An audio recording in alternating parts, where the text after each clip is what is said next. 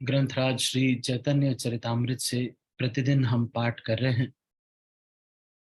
हम श्रृंखला में पढ़ते हुए श्री चैतन्य चरितामृत मध्य लीला के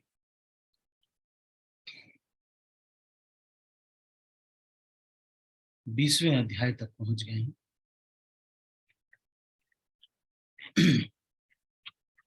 और हमने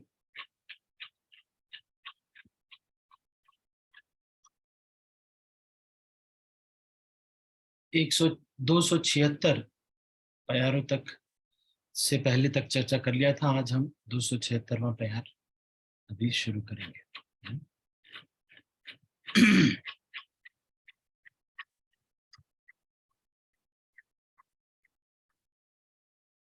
जब हम श्रील प्रभुपाद के तात्पर्य को इस तरह से हम पढ़ते हैं या श्रवण करते हैं तो कई बार बहुत सारे बहुत महत्वपूर्ण तथ्य पीछे छूट जाते हैं, हम ध्यान नहीं देते इसके ऊपर। लेकिन जब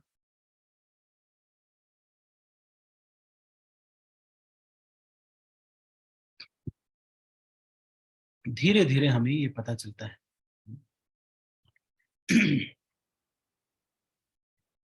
तो 276वें प्यार से आगे की चर्चा हम कर रहे हैं।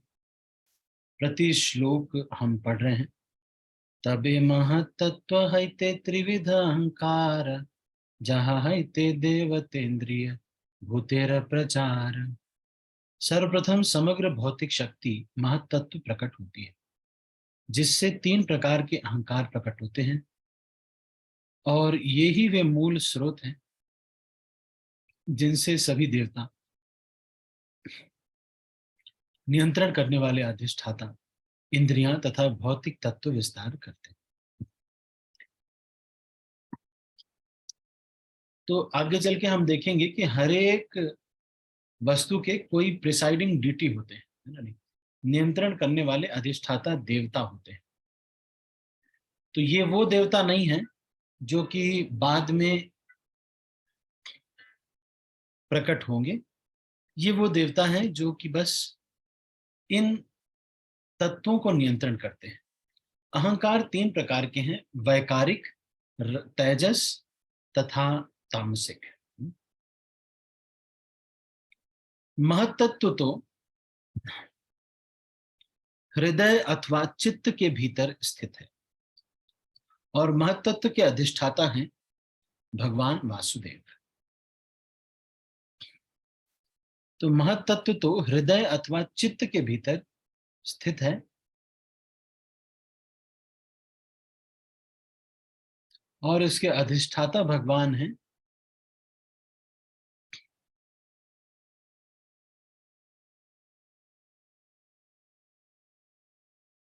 वासुदेव। महत्तत्व के 3 विभाग हो जाते हैं। वैकारिक सात्विक अहंकार, जिससे 11वीं इंद्रियां अर्थात मन प्रकट होता है, जिसके अधिष्ठाता अनिरुद्ध हैं। तेजस राजस अहंकार, जिससे इंद्रियां तथा बुद्धि प्रकट होते हैं, और जिसके अधिष्ठाता प्रद्युम्न है। भागवत 3:26-29 से लेके 31 तक में तथा 3 तामस, जिससे शब्द ध्वनि शब्द तन्मात्रा का विस्तार होता है।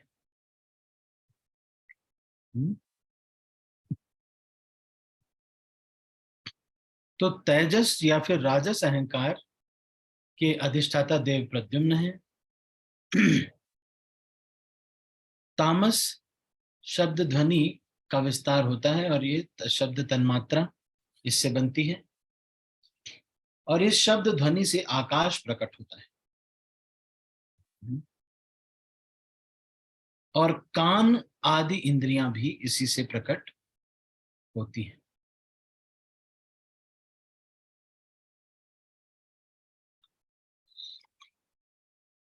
इन तीनों अहंकारों के अधिष्ठाता भगवान साकर्षण है।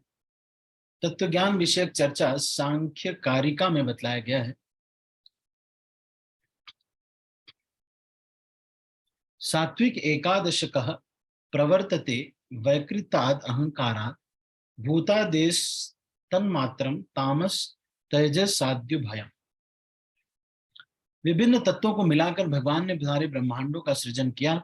इन ब्रह्मांडों का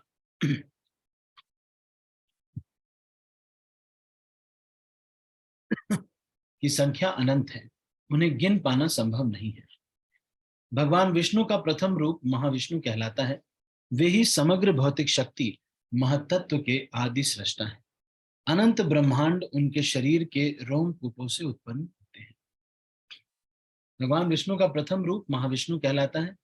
वे ही समग्र भौतिक शक्ति महतत्व के आदि सृष्टा है। अनंत ब्रह्मांड उनके शरीर के रोमकूप से प्रकट होते हैं। जब महाविष्णु श्वास छोड़ते हैं तो ये सारे ब्रह्मांड उस वायु में तैरते माने जाते हैं।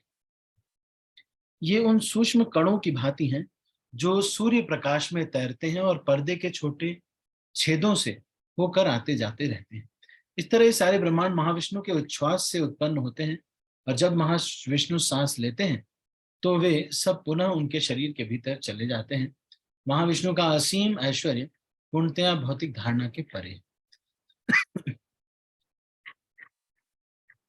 सारे ब्रह्मा तथा भौतिक संसार के अन्य स्वामी महाविष्णु के रोमकूप से प्रकट होते हैं और उनके एक निश्वास की अवधि तक जीवित रहते हैं। मैं उन आदि भगवान गोविंद की पूजा करता हूं, क्योंकि महाविष्णु उनके पूर्ण अंश या स्वांश के अंश। यह उद्धरण ब्रह्म संहिता 5:48 का है। व्याख्या के लिए आदि लीला अध्याय 5 श्लोक 71 देखें। महाविष्णु सारे ब्रह्मांडों के परमात्मा हैं। कारण सागर में शयन करने वाले वे सारे भौतिक जगतों के स्वामी हैं। इस प्रकार मैंने प्रथम पुरुष महाविष्णु की व्याख्या की है।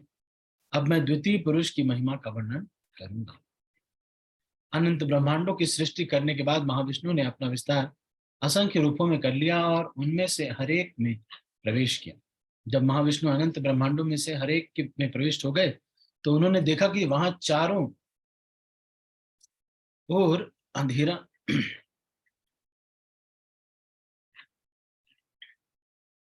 ही अंधेरा है और रहने के लिए कोई स्थान नहीं। अतः वे इस स्थिति पर विचार करने लगे। तब भगवान ने अपने शरीर से पसीना उत्पन्न किया, जिसके जल से आधे ब्रह्मांड को भर दिया। तब वे उस जल में भगवान शेष की शैया पर लेट गए। तब उन गर्भोदक्षाय विष्णु की नाभि से एक कमल का फूल निकल आया और वही फूल ब्रह्मा का जन्म स्थान बना। उस समय फूल के डंठल से 14 लोक उत्पन्न हुए। तब वे ब्रह्मा बने और उन्होंने संपूर्ण ब्रह्मांड की रचना की। इस प्रकार अपने विष्णु रूप से पूर्ण पुरुषोत्तम भगवान संपूर्ण भौतिक जगत का पालन करते हैं।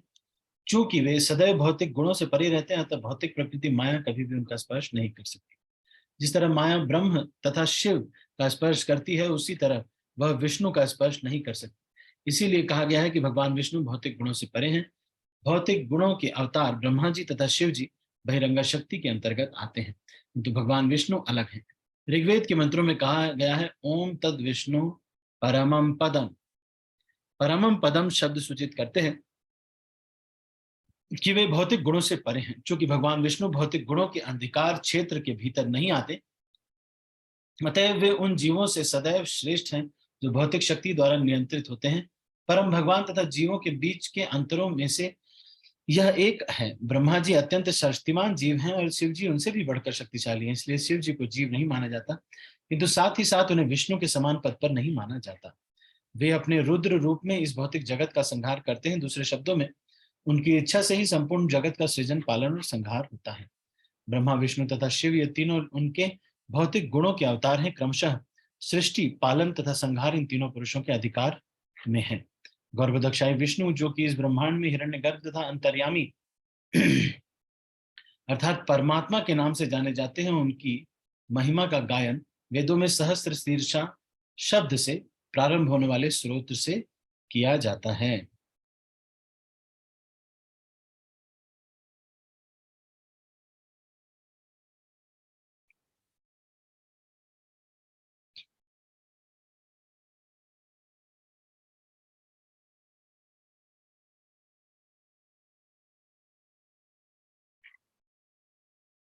द्वितीय पुरुष गर्भोदक्षाय विष्णु प्रत्येक ब्रह्मांड के स्वामी और बहिरंगा शक्ति के आश्रय हैं।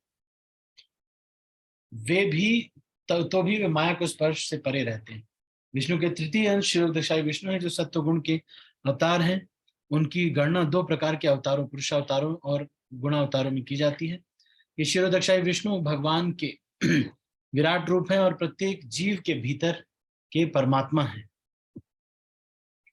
वे क्षीरोदक्षाई विष्णु कहलाते हैं क्योंकि वे क्षीर सागर में शयन करते हैं। वे ब्रह्मांड के पालक तथा स्वामी हैं। ये सनातन, मैं विष्णु के 3 पुरुष अवतारों का स्पष्ट वर्णन कर चुका हूं। अब मुझसे लीला अवतारों के विषय में सुन। भगवान कृष्ण के असंख्य लीला अवतारों की गणना कोई भी नहीं कर सकता, किंतु मैं मुख्य मुख्य अवतारों का वर्णन करूंगा। कुछ लीला अवतार इस प्रकार है: मत्स्य अवतार, कुर्मा अवतार, भगवान रामचंद्र, नरसिंह, वामन, भगवान वराह, इनका कोई अंत नहीं है। हे ब्रह्मांड के स्वामी, हे यदुकुल श्रेष्ठ, यदि आपसे ब्रह्मांड के भारी भार को कम करने के लिए प्रार्थना हम कर रहे हैं, आपने पूर्व काल में मत्स्य, अश्व, कच्छप, सिंह, शुकर, हंस के रूप में भी अवतरित होकर इस भार को कम किया। आप भगवान रामचंद्र, परशुराम, वामन के रूप में भी अवतरित हुए हैं। आपने सदैव इस तरह से हम देवताओं तथा ब्रह्मांड की रक्षा की है। कृपया अब भी वैसा ही करते रहें। श्रीमद् भागवतम 10:2-40 का ये श्लोक है। मैंने लीला अवतारों के कुछ उदाहरण प्रस्तुत किए, अब मैं गुणावतारों का वर्णन प्रस्तुत करूंगा, कृपया सुने। इस भौतिक जगत में 3 प्रकार के कार्य हैं। इसमें हर वस्तु उत्पन्न होती है, वह कुछ काल तक रहती है और अंत में नष्ट हो जाती है। अतः भगवान तीनों गुणों, सतो, रजो, तमो गुणों के नियंता के रूप में अवतरित होते हैं और इस तरह इस भौतिक जगत का व्यवहार चलता रहता है।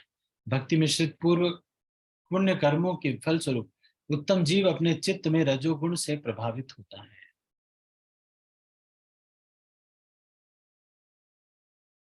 तो ये जो है ब्रह्मा जी बनने का क्या क्वालिफिकेशन है, यहाँ बता रहे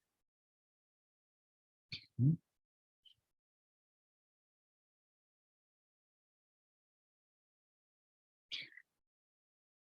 ऐसे भक्त को गर्भोदक्षाई विष्णु शक्ति प्रदान करते हैं। इस तरह ब्रह्मा के रूप में कृष्ण का अवतार पूरे ब्रह्मांड की संपूर्ण रचना करता है।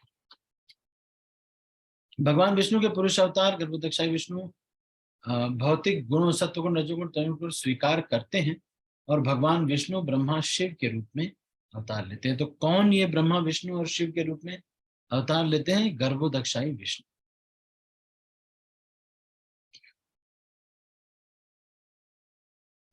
तो ये जो है सतोगुण, रजोगुण, तमोगुण, इसको स्वीकार करके भगवान विष्णु और ब्रह्मा शिव के रूप में अवतार लेते हैं। ये भौतिक गुणों के अवतार हैं। पुण्य कर्मों से तथा भक्ति से युक्त अनेक उत्तम जीवों में से ब्रह्मा कहलाने वाला एक जीव गर्भोदक्षाई विष्णु की इच्छा से रजोगुण से प्रभावित होता है। इस तरह ब्रह्मा जी भगवान की सर्जक शक्ति के अवतार माने जाते हैं। सूर्य अपना तेज रत्न में प्रकट करता है, यद्यपि रत्न पत्थर होता है। इस प्रकार भगवान गोविंद पुण्यात्मा जीव में अपनी विशेष शक्ति प्रकट करते हैं। इस तरह वह जीव ब्रह्मा बनता है और ब्रह्मांड के कार्य को संभालता है। मैं उन आदि भगवान गोविंद की पूजा करता हूँ। यह उदाहरण ब्रह्म संहिता 5:49 से लिया गया है। यदि किसी एक कल्प में उपयुक्त जीव ब्रह्मा का पद भार संभालने के लिए उपलब्ध नहीं होता, तो पुरुषोत्तम भगवान स्वयं अपना विस्तार करके ब्रह्मा बन जाते हैं। ब्रह्मा के एक दिन में 1000 चतुर्युग या 4,32,100 सौर वर्ष होते हैं और इतने ही वर्षों की रात होती है।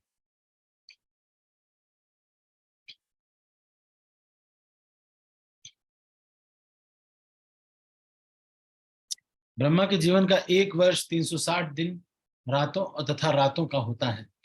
ब्रह्मा ऐसे 100 वर्षों तक जीवित रहते हैं। ब्रह्मा का जीवन ऐसा होता है।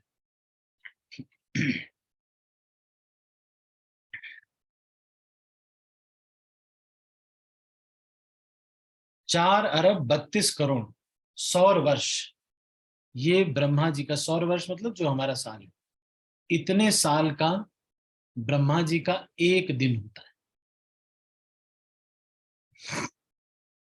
4,32,00,00,000 साल का ब्रह्मा जी का एक दिन होता है। और फिर इतना ही और जोड़ो तो रात भी 4,32,4 करोड़ 4,32,00,00,000 साल की होती। और ये दोनों मिलाकर के एक दिन बनता है। ऐसे 365 दिन ब्रह्मा जी जीते हैं।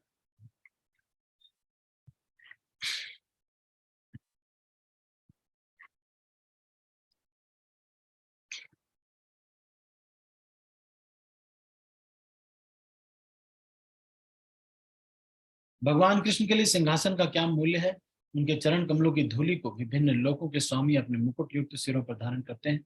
वह धूलि तीर्थ स्थानों को पवित्र बनाती है और कृष्ण के स्वांश के अंश रूप में ब्रह्मा, शिव, लक्ष्मी तथा मैं स्वयं उस धूलि को नित्य अपने सिरों पर धारण करते हैं। यह श्लोक श्रीमद् भागवतम 10:38-37 का है। जब कौरव श्री बलदेव से चिकनी चुपड़ी बातें करके उन्हें अपनी ओर मिलाना चाह रहे थे और श्री कृष्ण के विषय में भला बुरा कह रहे थे, तब भगवान बलदेव नाराज हो गए थे और उन्होंने यह श्लोक कहा था। पूर्ण पुरुषोत्तम भगवान कृष्ण अपने एक पूर्ण अंश का विस्तार करते हैं और तमोगुण को स्वीकार करते हुए इस जगत को संहार करने के लिए रुद्र रूप धारण करते हैं। यह रुद्र रूप का वर्णन है जो कृष्ण का अन्य विस्तार है। केवल विष्णु मूर्तियां ही कृष्ण के स्वांश एवं कलाएं हैं। महाविष्णु जो कारण सागर में शयन करते हैं, वे संकर्षण के विस्तार है।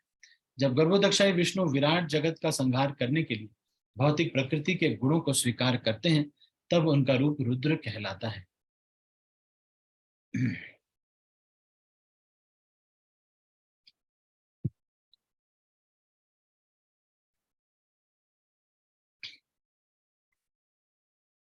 जैसा कि पहले कहा जा चुका है, भगवान विष्णु माया के नियंता हैं, जो फिर भला वे माया का संग कैसे कर सकते हैं।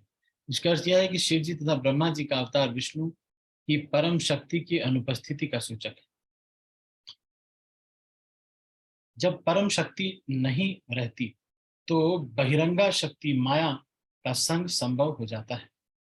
ब्रह्मा जी तथा शिव जी को माया की ही सृष्टियां माना जाता है।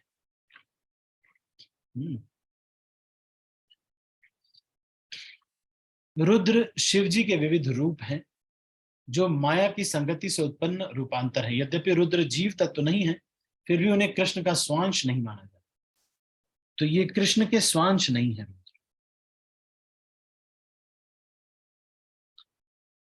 रुद्र एक ही साथ विष्णु तत्व से अभिन्न तथा भिन्न है। उनकी माया की संगति के कारण वे विष्णु तत्व से भिन्न है, किंतु साथ ही साथ वे कृष्ण के विस्तार है। यह स्थिति भेदाभेद तत्व, अचिंत्य भेदाभेद तत्व अर्थात एक साथ भिन्न तथा भिन्न होना कहलाती है। जब दूध में जामन डाल दिया जाता है तो वह दही में परिवर्तित हो जाता है। इस तरह दही दूध ही है, किंतु फिर भी वह दूध नहीं है। ब्रह्मांड के सृजन, पालन तथा संहार के अधीक्षक तीन देवों में से भगवान विष्णु कभी भी आदि विष्णु से भिन्न नहीं होते, किंतु ब्रह्मा तथा शिव माया के उनके सानिध्य के कारण विष्णु से भिन्न होते हैं। विष्णु को किसी भौतिक शक्ति में रूपांतरित नहीं किया जा सकता। जब भी कोई पुरुष माया की संगति में होता है तो वह भगवान विष्णु से भिन्न होता है। इसलिए शिव जी तथा ब्रह्मा जी गुणावतार कहलाते हैं, क्योंकि वे भौतिक गुणों का संग करते हैं। निष्कर्ष यह है कि रुद्र विष्णु के रूपांतर है, किंतु एकदम विष्णु नहीं है। अतएव उनकी गणना विष्णु तत्व में नहीं की जाती। इस तरह वे अचिंत रूप से विष्णु से अभिन्न है और भिन्न भी है। इस श्लोक में दिया गया दृष्टांत अत्यंत स्पष्ट है। दूध की उपमा विष्णु से दी गई है। जो ही दूध किसी खट्टी वस्तु के संपर्क में आता है वह दही बन जाता है, अर्थात शिव बन जाता है। इस तरह दही वैधानिक रूप से दूध ही होता है, फिर भी वह दूध का स्थान नहीं ले सकता। क्षीरम यथा दधि विकार विशेष योगात् संजायते नहीं तथा पृथगस्ति हेतो यह शंभुतामपि तथा समुपैति कार्यात् गोविंदमादि पुरुषम तमहं भजामि।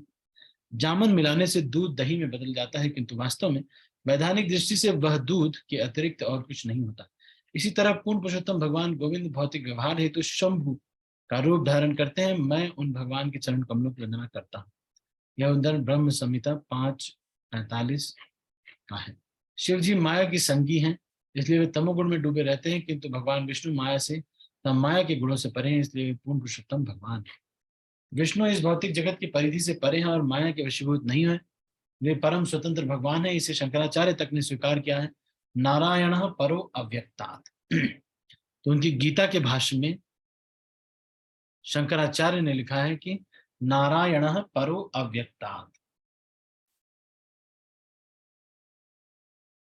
शिव जी अपने वैधानिक रूप में महाभागवत हैं, अर्थात भगवान के सर्वोच्च भक्त हैं, किंतु चूंकि वे माया के संग शिष्टया तमोगुण स्वीकार करते हैं, तो वे माया के प्रभाव से मुक्त नहीं होते।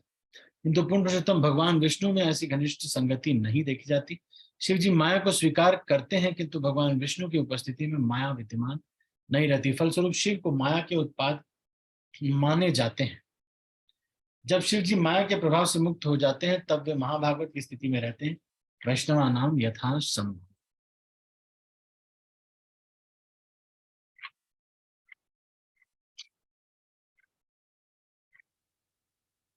शिव जी के विषय में सच बात तो यह है कि वे सदैव तीन भौतिक आवरणों वैकारिक, तेजस, आमस से आवृत रहते हैं।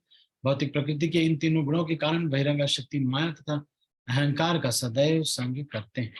श्री हरि अर्थात पूर्ण पुरुषोत्तम भगवान भौतिक प्रकृति की पहुंच के बाहर स्थित है, अतः वे दिव्य परम पुरुष हैं। वे सारी वस्तुओं के बाहर और भीतर देख सकते हैं, अतः वे सभी जीवों के परम दृष्टा हैं। जो व्यक्ति उनके चरण कमलों की शरण में जाता है, उनकी पूजा करता है, उसे दिव्य पद प्राप्त होता है। श्रीमद् भागवतम 10:88-5।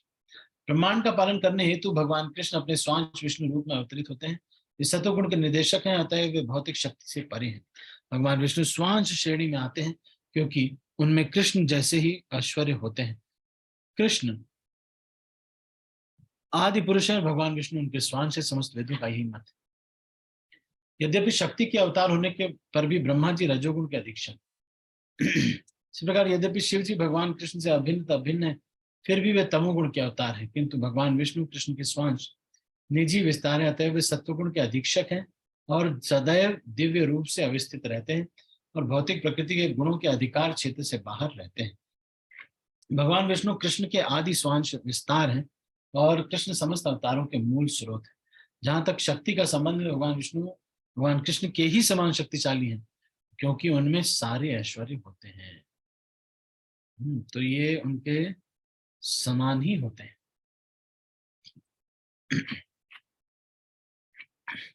जब एक दीपक अपने लौ का विस्तार दूसरे दीपक में करता है, तो फिर उसे भिन्न स्थान में रख दिया जाता है, तब वह अलग से जलता है और इसका प्रकाश मूल दीपक जैसा ही शक्तिमान होता है। इसी तरह पूर्ण पुरुषोत्तम भगवान गोविंद अपना विस्तार विभिन्न विष्णु रूपों में करते हैं, जो समान रूप से प्रकाशमान, शक्तिमान तथा ऐश्वर्यवान होते हैं। मैं उन पूर्ण पुरुषोत्तम भगवान गोविंद की पूजा करता हूँ। यह उदाहरण ब्रह्म संहिता 5:46 से लिया गया है। निष्कर्ष यह है कि ब्रह्मा जी तथा शिव जी भक्त अवतार हैं, जो आदेशों का पालन करते हैं, किंतु भगवान विष्णु पालक हैं और वे भगवान कृष्ण के निजी स्वरूप हैं। पूर्ण पुरुषोत्तम भगवान ने मुझे सृजन करने के लिए नियुक्त किया है। शिव जी उनके आदेशों का पालन करते हुए हर वस्तु का संहार करते हैं। शिरोदक्षाई विष्णु के रूप में पूर्ण पुरुषोत्तम भगवान प्रकृति के सारे कार्यों को चलाते हैं। इस तरह भौतिक प्रकृति के तीनों गुणों के अधीक्षक भगवान विष्णु। यह उदाहरण श्रीमद् भागवतम 2:6-32 का है। यह जानकारी ब्रह्मा ने देवर्षि नारद को तब दी थी, जब वे ब्रह्मा जी से परमात्मा के विषय में ज्ञान प्राप्त कर रहे थे। भगवान के विराट रूप का वर्णन करने के बाद ब्रह्मा जी ने बतलाया कि उनका पद तथा शिव जी का पद भगवान विष्णु के नियंत्रण में है। हे सनातन, अब मनवंतर अवतारों के बारे में सुनो। वे असंख्य हैं और उनकी गणना कोई नहीं कर सकता। जरा उनके स्रोत के विषय में सुनो। ब्रह्मा के एक दिन में 14 मनु बदलते हैं। इनमें से प्रत्येक मनु के शासनकाल में पूर्ण पुरुषोत्तम भगवान का एक अवतार प्रकट होता है। इस श्लोक में यह गणना की जा सकती है कि ब्रह्मा जी एक मास 30 दिनों में 420 मनवंतर अवतार होते हैं। ब्रह्मा की आयु में 1 वर्ष 360 दिन में 540 मनवंतर अवतार होते हैं। इस तरह ब्रह्मा के 100 वर्ष की आयु में कुल 5,04,000 मनवंतर अवतार होते हैं। इसके अतिरिक्त मनुओं को भी पूर्ण पुरुषोत्तम भगवान के अंश अवतार माना जाता है। ब्रह्मा के एक दिन में 14 मनवंतर अवतार होते हैं, अर्थात एक मास में 420 और एक वर्ष में 5,040। ब्रह्मा के 100 वर्ष के जीवन में कुल 5,04,000 मनवंतर अवतार होते हैं। यहाँ पर केवल एक ब्रह्मांड के मनवंतर अवतारों की संख्या दी गई है, तो असंख्य ब्रह्मांडों में कितने मनवंतर अवतार होंगे, इसकी केवल कल्पना ही की जा सकती है। इतने सारे ब्रह्मांड तथा ब्रह्मा महाविष्णु के एक श्वास काल तक ही विद्यमान रहते हैं। महाविष्णु के निश्वासों की कोई सीमा नहीं है। जरा देखो ना, केवल मनवंतर अवतारों को बतलाना या लिखना कितना दुष्कर है। स्वयंभू मनवंतर में अवतार का नाम यज्ञ है। स्वरोचिष मनवंतर में उनका नाम विभु। औत्तम मनवंतर में उनका नाम सत्यसेन है। तथा तामस मनवंतर में उनका नाम हरि है।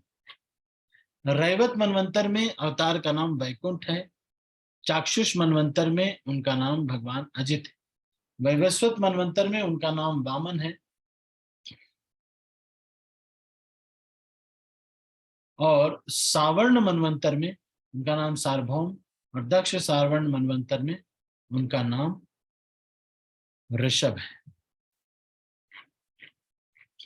ब्रह्म सावर्ण मनवंतर में अवतार का नाम विश्वक्सेन है। धर्म सावर्ण मनवंतर में धर्म सेतु, रुद्र सावर्ण मनवंतर में सुदामा, और देव सावर्ण में उनका नाम योगेश्वर है। इंद्र सावर्ण मनवंतर में अवतार का नाम बृहद भानु है।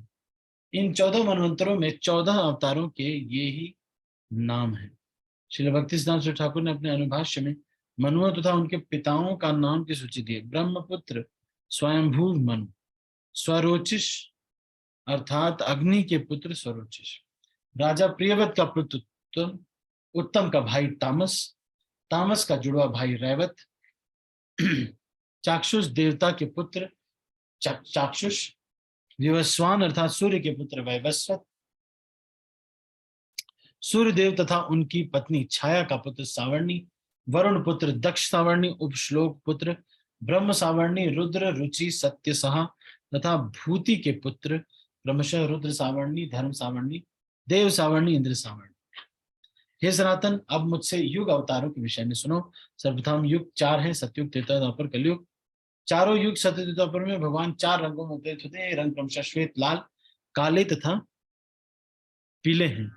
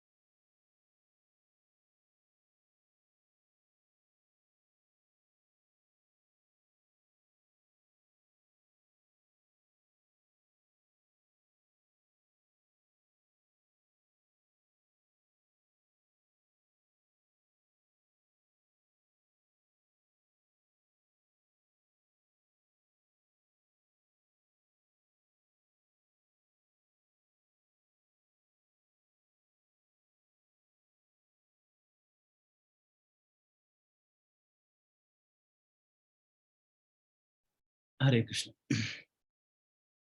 चारों युगों सत्य तथा द्वापर तथा कलयुग में भगवान 4 रंगों में अवतरित होते हैं। ये रंग क्रमशः श्वेत, लाल, काले तथा पीले हैं। ये रंग विभिन्न युगों में अवतार के हैं। इस बालक के पहले 3 रंग रह चुके हैं जो विभिन्न युगों के लिए हैं। संस्कृत रंगों का अनुसार थे पहले श्वेत, लाल, पीला तथा, किंतु इस अब उसने श्याम रंग धारण किया। श्रीमद् भागवतम 10:8-13 का है। गर्ग मुनि ने नंद महाराज के घर में कृष्ण का नामकरण संस्कार का अवसर पर कहा था। अगले श्लोक में श्रीमद् भागवतम 11:5, 21 और 24 से लिए गए। सतयुग में भगवान का शरीर श्वेत रंग का था। उनके 4 हाथ थे, सिर पर जटाजूट था, वृक्ष की छाल पहने थे, काला मृगचर, और वे उपवीत धारण गले में रुद्राक्ष की माला धारण किए थे। वे दंड कमंडलु धारण और ब्रह्मचारी थे। तो ये सतयुग में भगवान का शरीर श्वेत रंग का था। त्रेता युग में भगवान का रंग शरीर रक्त वर्ण का था। उनकी 4 भुजाएं थी। तो ये युगावतार बता रहे हैं। उनके उदर में 3 विशिष्ट रेखाएं थी। उनके केश सुनहरे और उनका रूप वैदिक ज्ञान को प्रकट करने वाला था। वे यज्ञ के चम्मच श्रुक और श्रुआ आदि चिन्हों को धारण किए हुए थे। शुक्ल अवतार के रूप में भगवान ने धर्म तथा ध्यान की शिक्षा दी। कर्दम मुनि को आशीर्वाद दिया और इस तरह उन्होंने अपनी अहेतु की कृपा प्राप्त की, प्रदर्शित की। कर्दम मुनि प्रजापतियों में से एक थे। उन्होंने मनु की पुत्री देवहूति के साथ विवाह किया और उनके पुत्र कपिल देव हुए। कर्दम मुनि की तपस्या से भगवान अत्यधिक प्रसन्न हुए और वे उनके समक्ष श्वेत रूप में प्रकट हुए। यह घटना सतयुग की है, जब लोग ध्यान करने के अभ्यस्त थे।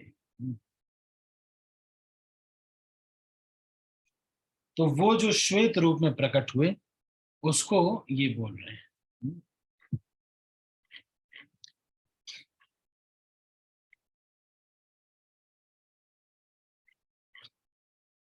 सतयुग में लोग सामान्यतः आध्यात्मिक ज्ञान में अग्रसर होते थे, कृष्ण का सहज ही ध्यान करते थे। त्रेता युग में लोगों को विपरीत वृत्तिपरक कार्य, बड़े बड़े यज्ञ को संपन्न करना था। भगवान ने रक्त वर्ण धारण करके इसे प्रोत्साहित किया। द्वापर युग में लोगों का वृत्तिपरक कार्य कृष्ण के चरण कमलों का पूजन करना था, अतः भगवान कृष्ण ने श्याम वर्ण धारण करके लोगों को प्रोत्साहित किया कि वे उनकी पूजा करें।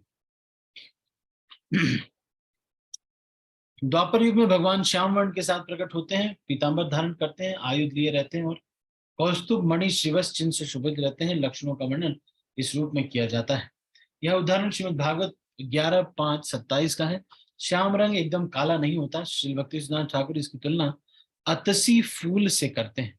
ऐसा नहीं है कि समस्त द्वापर युगों में भगवान कृष्ण श्याम रंग में ही आते हैं। कृष्ण के आविर्भाव के पूर्व अन्य द्वापर युगों में भगवान अपने निजी विस्तारों के रूप में हरित वर्ण में प्रकट हुए। अन्य द्वापर युगों में भगवान हरित वर्णों में प्रकट हुए। इसका उल्लेख विष्णु पुराण हरिवंश में, महाभारत में हुआ है। मैं उन पूर्ण पुरुषोत्तम भगवान को सादर नमस्कार करता हूँ जिन्होंने वासुदेव, संकर्षण, प्रद्युम्न, अनिरुद्ध के रूप में विस्तार किया है। यह स्तुति श्रीमद् भागवत से ली गई है। इसे करभाजन मुनि ने तब की थी जब विदेहराज महाराज नेमि ने उनसे विशिष्ट युगों के अवतारों के बारे में, युगों के अवतारों तथा उनकी पूजा विधि के बारे में पूछा था। करभाजन मुनि ने 9 योगेंद्रों में से एक थे और उन्होंने राजा से मिलकर उसे भावी अवतारों के विषय में बतलाया था। इस मंत्र से लोग द्वापर युग में कृष्ण की पूजा करते हैं। कलयुग में लोग का वृत्ति परक कर्म है कृष्ण के पवित्र नाम का सामूहिक कीर्तन करना। श्रीमद् भागवतम में ये श्लोक आता है। हे राजन, यद्यपि कलयुग में दोष से भरा हुआ है, फिर भी इस युग में एक सद्गुण है। वह यह है कि मात्र हरे कृष्ण महामंत्र का कीर्तन करने से मनुष्य भौतिक बंधन से छूट जाता है और आध्यात्मिक जगत तक उन्नत हो सकता है। इस तरह कलयुग में हरे कृष्ण महामंत्र के कीर्तन द्वारा भगवान कृष्ण की पूजा की जाती है। हरे कृष्ण कृष्ण कृष्ण हरे हरे, हरे राम राम राम हरे हरे। इस आंदोलन का प्रसार करने के लिए भगवान कृष्ण साक्षात चैतन्य महाप्रभु के रूप में प्रकट हुए। इसका वर्णन अगले श्लोक में हुआ है। अपने निजी भक्तों के साथ पीत वर्ण धारण करके भगवान कृष्ण कलयुग में हरिनाम संकीर्तन अर्थात हरे कृष्ण मंत्र के कीर्तन का प्रचार करते हैं। इस तरह वे सामान्य जनता को कृष्ण प्रेम लाकर देते हैं। नंद महाराज के पुत्र भगवान कृष्ण ने कलयुग में के वृत्ति परक कार्य का स्वयं प्रवर्तन किया। वे कीर्तन करते हैं, भावावेश में नाचते हैं और इस तरह समस्त जगत सामूहिक संकीर्तन करता है। कलयुग में बुद्धिमान व्यक्ति कृष्ण नाम का निरंतर गान करने वाले भगवान के अवतार की पूजा करने के लिए संकीर्तन करते हैं। यद्यपि उनका वर्ण श्याम नहीं है, किंतु वे साक्षात कृष्ण। ये बहुत ही महत्वपूर्ण श्लोक है। कृष्ण वर्णम तुषा कृष्ण के साथ उनके पार्षद, सेवक, अस्त्र तथा विश्वस्त सैनिक संगी रहते हैं। उदाहरण श्रीमद् भागवतम 11:5-32 का है। आदि लीला 3:52 देखें। अन्य तीनों युगों में सत्य, त्रेता, द्वापर में लोग विभिन्न प्रकार के आध्यात्मिक कार्य करते हैं। इस प्रकार से उन्हें जो फल मिलता है उसे कलयुग में केवल हरे कृष्ण महामंत्र का कीर्तन करने से प्राप्त कर सकते हैं। हे राजन, यद्यपि कलयुग दोषों से भरा हुआ है, तो ये श्रीमद् भागवतम का श्लोक दिव्य धाम को प्राप्त कर सकता है। इसको कृते अध्याय तो विष्णु, ये श्रीमद् भागवतम के 12:3-52 से लिया गया है। सतयुग में विष्णु का ध्यान करने से, त्रेता युग यज्ञ करने से, द्वापर में भगवान के चरण कमलों की सेवा करने से जो फल प्राप्त होता है उसे कलयुग में हरे कृष्ण महामंत्र के कीर्तन द्वारा भी प्राप्त किया जा सकता है। आजकल कलयुग में अनेक छद्म ध्यानी हैं जो कुछ काल्पनिक रूप बना लेते हैं और उनका ध्यान करने का प्रयास करते हैं। अब तो ध्यान करना फैशन बन चुका है, किंतु लोगों को ध्यान के उद्देश्य के बारे में कुछ भी पता नहीं। इसी की व्याख्या यहाँ पर की गई है, यद ध्यायतो विष्णु। तो ध्यान किसका करना है? विष्णु का ध्यान करना है। शास्त्रों में लाइट वाइट किसी का ध्यान करने के लिए नहीं संस्तुति की। मनुष्य को भगवान विष्णु या भगवान कृष्ण का ध्यान करना होता है, किंतु तथाकथित ध्यानी शास्त्रों का संदर्भ लिए बिना निर्विशेष वस्तुओं को लक्ष्य बनाते हैं। भगवान कृष्ण के भगवद गीता 12:5 में ऐसे लोगों की भर्त्सना की है, क्लेशो अधिक चरतसाम अव्यक्त आसक्त चेतसाम अव्यक्ता है गतिर दुखम देह वद्भिर अवाप्यते। जिनके मन भगवान के अव्यक्त निर्विशेष पहलू के प्रति आसक्त हैं, उनके लिए प्रगति कर पाना अत्यंत दुखदायी है। अधिकारियों के लिए उस स्थिति में प्रगति करना सदैव कठिन है। ध्यान करना न जानने के कारण मूर्ख लोग दुख उठाते हैं और उनके आध्यात्मिक कार्यों में से कोई लाभ नहीं मिल पाता। विष्णु पुराण 6:2-17, पद्म पुराण उत्तरखंड 72:25 तथा बृहन नारदीय पुराण 38:97 में प्राप्त निम्नलिखित श्लोक में ही यही निर्देश प्राप्त होता है। सतयुग में ध्यान करने से, त्रेता युग में यज्ञ करने से, द्वापर युग में कृष्ण के चरण कमलों की पूजा करने से जो फल प्राप्त होता है, उसे ही कलयुग में केवल केशव का गुणगान करने मात्र से प्राप्त किया जा सकता है।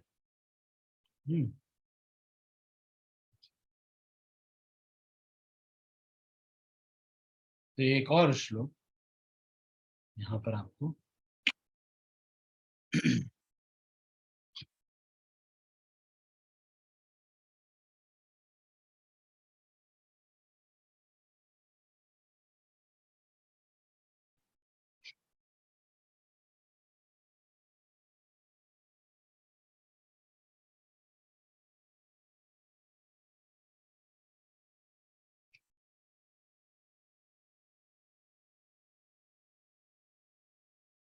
हम्म,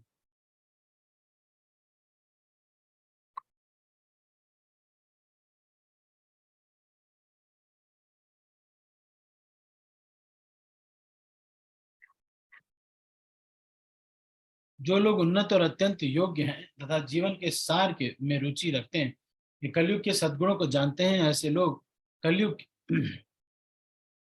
की पूजा करते हैं, क्योंकि इस युग में हरे कृष्ण महामंत्र के कीर्तन मात्र से मनुष्य आत्मज्ञान में प्रगति कर सकता है और जीवन का लक्ष्य प्राप्त कर सकता है। ये भी बहुत महत्वपूर्ण श्लोक है, जिसमें कि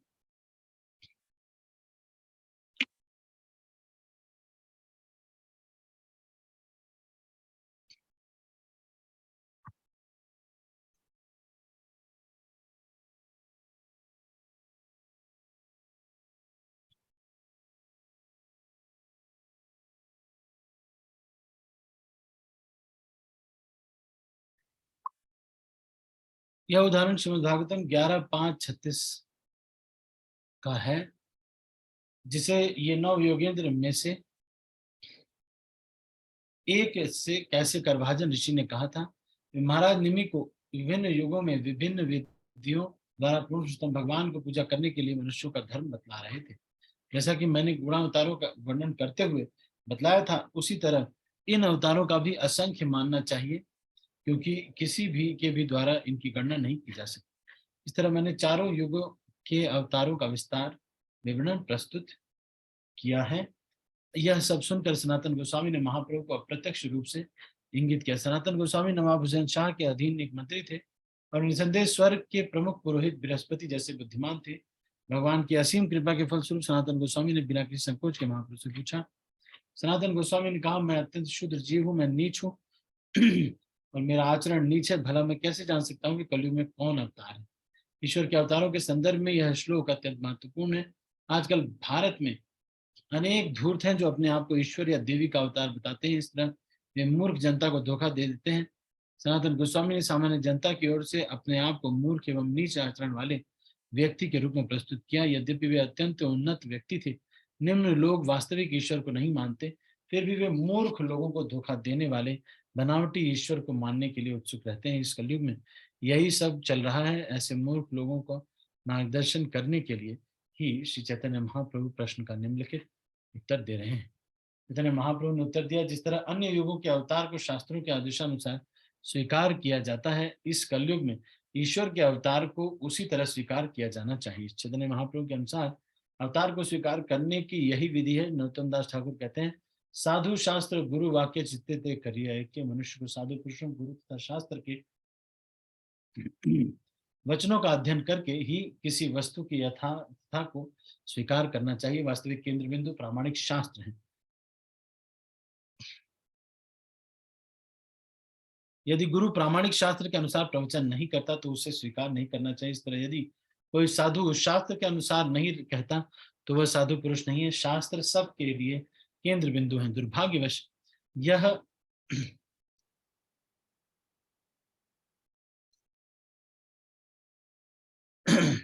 इस समय लोग शास्त्रों का संदर्भ नहीं लेते, इसलिए वे धूर्तों का अवतार मान लेते हैं। यही कारण है कि अवतार इतने सस्ते हो गए हैं। जो बुद्धिमान लोग चैतन्य महाप्रभु के उपदेशों तथा प्रामाणिक आचार्य के उपदेशों का पालन करते हैं, वे ढोंगी व्यक्ति को अवतार नहीं मानते। कलयुग में श्री चैतन्य महाप्रभु की ही एकमात्र अवतार है। नकली अवतार चैतन्य महाप्रभु का लाभ उठाते हैं। महाप्रभु गत 500 वर्ष पूर्व प्रकट हुए वे नदिया के ब्राह्मण के पुत्र थे और उन्होंने संकीर्तन आंदोलन का प्रवर्तन किया।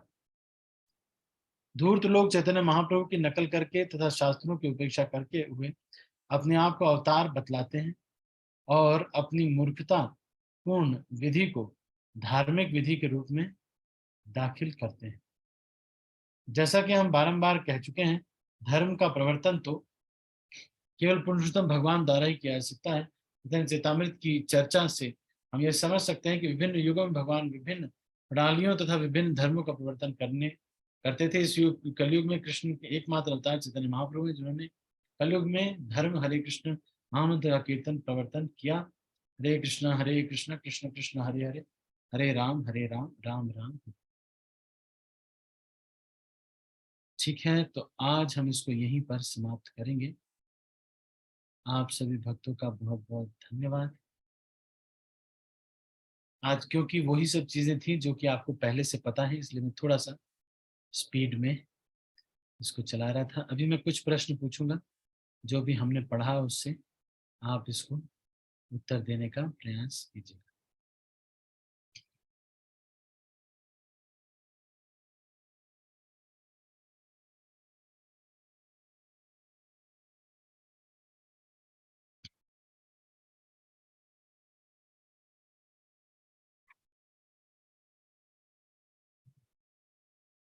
तो 353 से आगे की चर्चा हम अगले प्रवचन में करेंगे।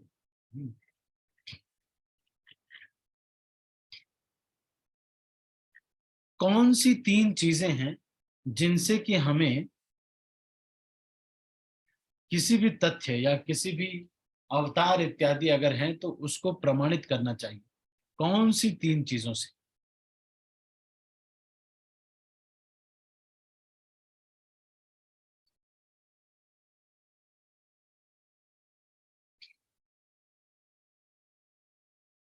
चारू गोपी माता जी। हरे कृष्ण प्रभु जी, दंड प्रणाम। साधु साधु शास्त्र और गुरु। हाँ, साधु शास्त्र और गुरु। गुरु। ठीक है।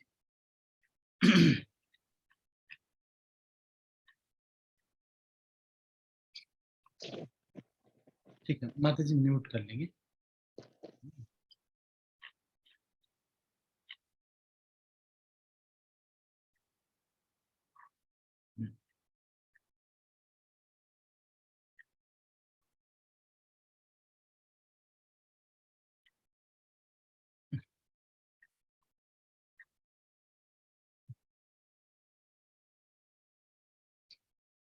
कृष्ण जो है वो अपने जो इस बार द्वापर युग में जो प्रकट हुए हैं, उसके पूर्व जब प्रकट होते थे बाकी युगों में, तो वो किस कलर में होते थे?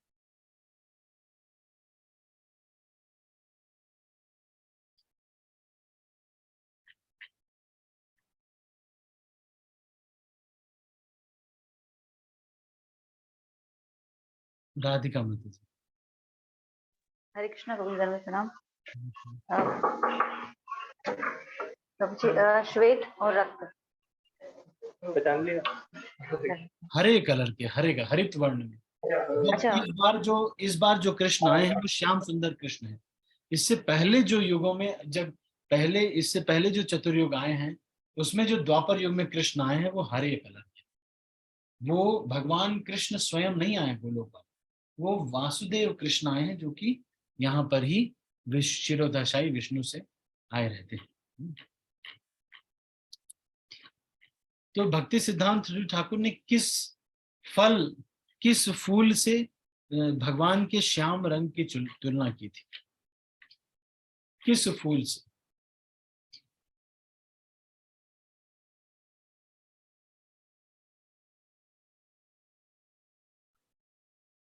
अतसी के फूल से। अतसी जो है, अतसी के फूल से ये प्रकट हुए थे। अब अलग अलग अवतारों के बारे में चर्चा हो रही है, तो इसको हम अभी नहीं इसको प्रश्नोत्तर अभी और नहीं करेंगे। यदि आपका कोई प्रश्न है तो आप पूछ सकते हैं। एनी क्वेश्चंस और कमेंट्स?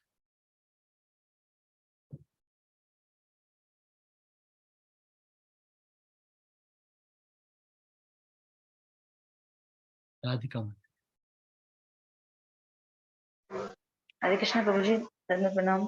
कौन? प्रभु जी, चैतन्य चरितामृत प्रभुपाद के द्वारा लिखित है। तो जैसे प्रभुपाद ने कहाँ से उदाहरण लिया चैतन्य महाप्रभु का, ये भक्ति सिद्धांत सरस्वती ठाकुर का लिखा हुआ पुस्तक वहां से हाँ, कहा भक्ति या? सिद्धांत ठाकुर, भक्ति विनोद ठाकुर, इन सब का चैतन्य चरितामृत के ऊपर बंगाली टीका अवेलेबल है, उसी में से लिया गया है। थैंक यू प्रभु जी। तो प्रभु जी, एक क्वेश्चन और था। जैसे जब हम प्रीच करते हैं तो कृष्ण भगवान को तो सब मानते हैं, और चैतन्य महाप्रभु को नहीं मानते क्योंकि उन्होंने अपने स्वरूप को छुपाया था ना, तो सबको नहीं पता उनके बारे में। और वैसे कहा भी जाता, ऐसे कहते हैं सब लोग कि कलयुग में तो भगवान एक बहुत समय के बाद में आएंगे, कल की अवतार करके, ऐसे सब की मान्यता है। तो चैतन्य महाप्रभु प्रकट हुए 500 वर्ष पूर्व। तो ऐसे बहुत सारी चीजें हमें जाते हैं, मायापुर हमें सब दिखता है, लेकिन कैसे भगवान प्रकट हुए इस समय? क्या चीज? भगवान इस समय कैसे प्रकट हुए?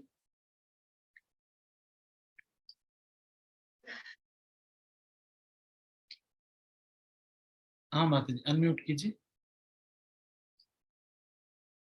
हरे अनम्यूट कृष्ण। कीजिए। हरे हाँ कृष्ण। माता जी, हाँ। हाँ बोलिए। तो जैसे कलयुग में कहा कि कल के अवतार आएंगे, चैतन्य महाप्रभु जब देखा कि यहाँ पर बहुत ज्यादा अपराध और ऐसा सब हो गया, तो भगवान ने अवतार लिया हम पे विशेष कृपा करने के लिए, हम मानते हैं।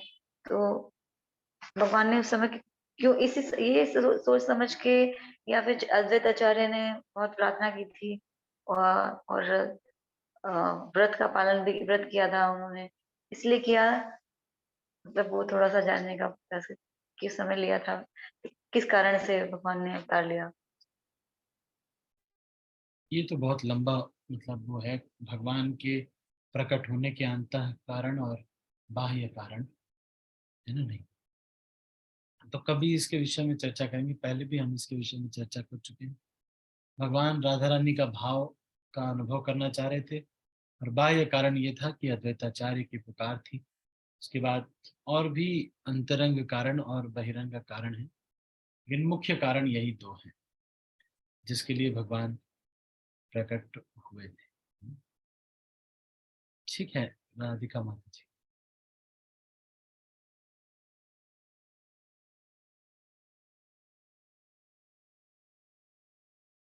ओके, ठीक है, ठीक है, ठीक है। तो अभी हम इसको यहीं पर समाप्त करते हैं। 300